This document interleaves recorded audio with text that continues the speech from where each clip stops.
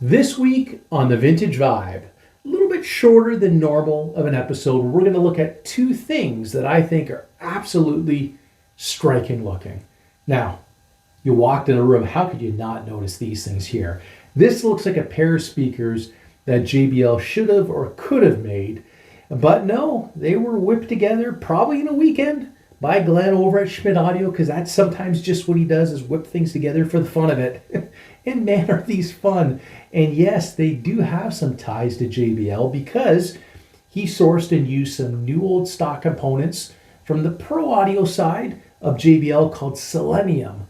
And he housed them in his own custom cabinets that kind of look like a cross between, maybe an L100 and one of their blue-faced studio monitors. And two, we've got this striking thing called the Paris, made by Oracle. Now, what is it? It looks like it should be maybe in the Louvre in Paris. This is a phono preamplifier, and that's its matching power supply.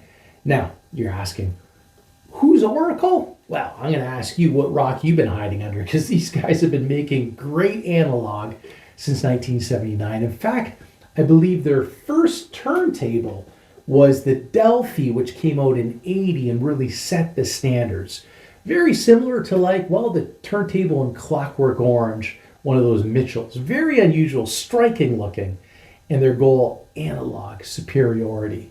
All that and a little bit more here on The Vibe. Liquid red. I mean, if I didn't know this was made in Quebec, I would think it was Italian. It is beautifully sculpted. Now, I can't say so much for this power supply, but it does have its sonic benefits, being in a separate chassis to the phono preamplifier. And on the back, RCA inputs and grounding post. We'll come back to that switch. RCA outputs in a funny little, I don't know what that is. Oh, that's a spot for a DIN connector in 1981 all over again. Now, that will power the unit, and you'll need a power cord for the power supply. Turn it on, and there's a moving magnet setting. It's stiff. It's high gain and low gain. Now, no screwdrivers. The French are much more sophisticated. You'll need Allen keys. And once you open this thing up, you'll expose this circuitry, and you'll be able to adjust moving coil input impedances of 100 ohm, 200 ohm, 511 ohm, 1 kilo ohm, 1.5 kilo ohm, 47 kilo ohm. Now, moving magnet is static at 47. Damn, this cover won't come off. The gain settings for moving coil are 41, 52, and 62 dB. I think I got it off. Rocker switches. So this is where you adjust everything, and little foamy pads to absorb vibration. It's a nice unit. Pretty.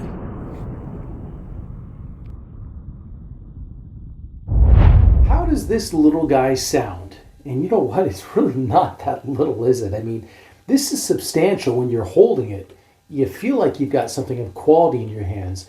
Much more robust feeling than something made by Project or Rega or i5 Zen. I mean, there's countless manufacturers out there doing stuff, Graham Audio. This to me is just, it feels like you're getting what you're paying for, because phonostages don't come cheap nowadays, and neither does one of these. A new version of this will cost you in Canadian dollars over $2,300 new for one of these. However, used, one like this you can probably pick up for about $900 to $1,000, and at that price, it is pretty good value. Now, a couple things I noticed right off the bat with these: dead quiet mechanically. There's no hum, there's no buzz from either this or its separate power supply. Really quiet. And that absolute dead quiet background is completely apparent listening to, your turntable through this. I think what they did is they paid particular attention to the power supply and specific filtering in there to make sure these are quiet. Not only are they quiet, but this is a dynamic sounding phonostage with a good signal to noise ratio. In fact, the design uses two-stage amplification. The first stage is only amplifying the most minute signals coming from, your cartridge and your stylus. And the second stage takes that signal and further amplifies it to match the output of the phonostage. So very dynamic, good signal to noise ratio, absolutely quiet, and most of all, musical. That's what Oracle's known for, is creating some musical analog equipment. And they did that again in this Paris PH-200 Mark II. So what I've got here is a pair of speakers that look like they could have been JBLs, but they're not. Now, they do have components in them that were made for JBL. They were called the Selenium line of speakers. JBL actually had these manufactured for them, from what I understand, and the production of these speakers has been shut down. Now, these were intended for pro audio, and you understand in a moment why. Because at the heart of them, with this 12 PW7, that's what the woofer is.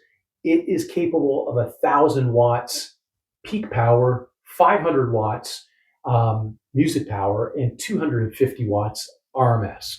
So, well, for all intents and purposes, let's say 250 watts, 95 dB sensitivity, quite sensitive, as measured on an infinite baffle, 40 hertz up to 4,500 hertz. And it's a well-built driver itself, accordion suspension in it, kind of like what you would have seen in some of the Klipsch products. Now, it's not crossed over that high. It's crossed over at 1,200 hertz, and they're using a Selenium crossover, which again is a departure from what the guys at Schmidt usually do. They're really big on making their own crossovers, but again, this was just kind of an exercise for fun. So they use the matching crossovers, part of that line for these. The horn takes over at 1,200 hertz. Now this horn, which has no ring, it's a metal horn, really well built. It's capable of 800 hertz up to 18,000. Now they've got it crossed over again at 1,200, and this horn has a 90-degree dispersion horizontal and a 60-degree dispersion vertical. Measured with the correct driver on the back, the D202Ti, about 106 dB sensitivity. That compression driver is capable of producing sound right up to about 111 dB with its titanium diaphragm. Again, something that sometimes can take on a little bit of a bright tone. Titanium is, in general. Now, they've got them in a pair of MDF boxes that probably weigh about 65 pounds minimum, ported in the front and heavily braced inside. Now, how does this speaker sound? Fun. These do a great job with rock and roll and a whole bunch of other type musical genres that you would just kind of listen to casually in the background. Maybe in your living room, maybe in your rec room when you got a few people over, having a couple drinks, maybe shooting some pool. I mean, this is not a critical listening speaker, and it was never really designed to be. In fact, Glenn Schmidt had told me from Schmidt Audio that these probably sound best with live music. And I'm not surprised, because the drivers in these were in fact designed to do just that, recreate a live venue. Now, the bass in these kind of has the punch of a Serwin Vega, where you feel it right in your chest. They don't play as low as a pair of D9s. They're more akin to like the JBL L100 in that respect, with the typical JBL mid-bass hump. Now, thank goodness they got an attenuator on the mid-high frequency driver, because kind of like a pair of Klipsch Heresies, they are titanium and they can get a little bit edgy sometimes, depending on your music source or your room. So feed them a poor source, maybe an FM broadcast, and you're going to know it. Feed them some good quality vinyl or some good streamed, tunes, and again, you're going to know it. You get exactly out of these what you put into them.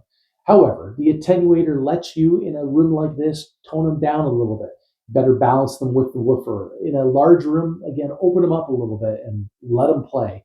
Now, these will belt it out if you want them to. As you know, the response on these things, 40 hertz up to about 18,000 hertz.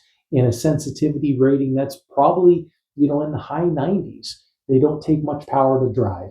As you can see here, I've got a 300B amplifier by Fez Audio, maybe a 7 watt per channel amp, and we're probably listening to, at best, a quarter to a half a watt at any given time in this room.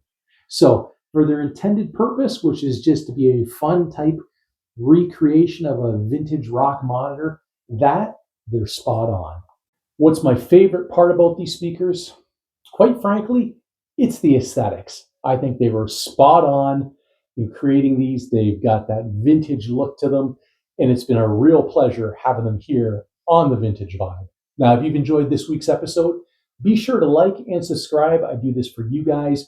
Participate in the chats. I do my best to get in there. I love audio, I love music, and I love doing this for you. Take care, and we'll see you next time.